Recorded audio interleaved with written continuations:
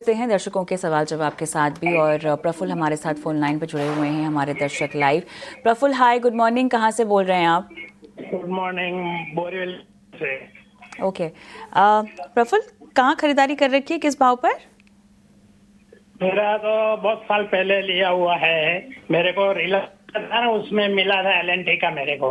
हाँ हाँ, अच्छा। तो समझो 220 रुपया एवरेज आता है या कुछ, बिल्कुल बिल्कुल।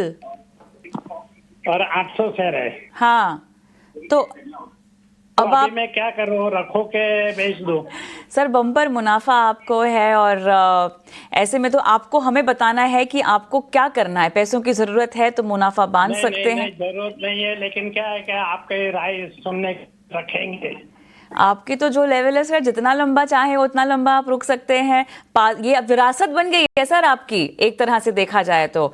और पास ऑन कर सकते हैं आप अपनी ये जायदाद भी। लेकिन अजीत बताइए, अब क्या आप सलाह तो देनी पड़ेगी, क्या सलाह देंगे? देखिए कविता, जब एलएनटी की बात आती है तो इंडिया का इंफ्रा की प्ले की अगर हम बात करते हैं तो फिर एलएनटी की बात आती है कि इसका कंट्रीब्यूशन हमेशा से ही रहा है और आने वाले टाइम पे भी वो चीज कंटिन्यू होते हुए नजर आ रही है। पिछले करीब 1.5-2 सालों में स्टॉक एक कंसोलिडेशन में है और करीब 3,000 से लेकर 3,800 का बैंड। अब इंडिकेशन ये है कि ये कंसोलिडेशन शायद आपको जल्दी ही एंड होता हुआ नजर आए। इनकी काफी लंबी अवधि की अप्रोच है और मुझे नहीं लगता कोई ऐसा रीजन है कि यहाँ पे आपको निकलना है। इनफैक्ट एज अ डिस्क्लोजर, ये हमने आज ही अपने क्लाइंट्स को रिकमेंड किया है टू बाय और एक्यूमुलेट, बिकॉज एंटिसिपेशन यही है कि जल्दी ही आपको यहाँ पे एक बड़ा मूव देखने को मिल सकता है जैसे ही मार्केट में थोड़ी स्टेबिलिटी आती है। तो बने रहने की राय होगी और 3900 के ऊपर आप मान के चलिए कि करीब 4200 से 4500 तक के लेवल्स भी मीडियम टर्म में देखने को मिल सकते हैं।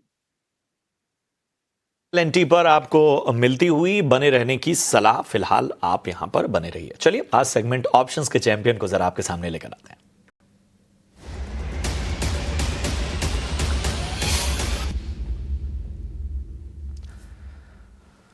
और हमारे साथ इस वक्त लक्ष्मीकांत शुक्ला साहब जुड़ चुके हैं। लक्ष्मीकांत जी, गुड मॉर्निंग, बताइए ऑप्शन की रणनीति आज के लिए क्या है? सुप्रभात प्रशांत जी।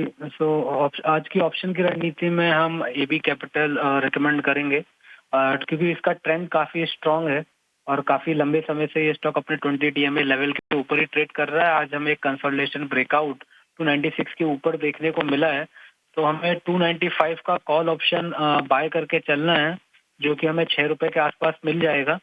इसमें हमारे टारगेट रहेंगे 10.20 रुपीज के, और स्टॉप लॉस हमें मेंटेन करना है 3.90 रुपीज का।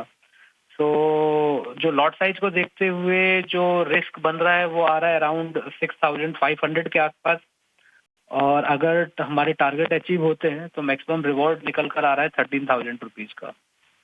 लक्ष्मीकांत जी, एबी कैपिटल 295 की कॉल आपको लेनी है 6 रुपए के प्रीमियम पर।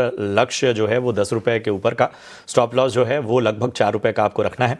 अधिकतम मुनाफा 13,000 का और 6,510 का नुकसान हो सकता है। याद रखिए, सेबी का स्टैंडर्ड रिस्क डिस्क्लोजर क्या कहता है? कहता है कि फ्यूचर और ऑप्शन ट्रेडिंग में 90% लोग पैसे गंवाते हैं, इसलिए सोच समझ कर ट्रेडिंग इनिशिएट करें। अपने फाइनेंशियल एडवाइजर की सलाह जरूर लें। चलिए इसी के साथ अब हमें यहाँ पर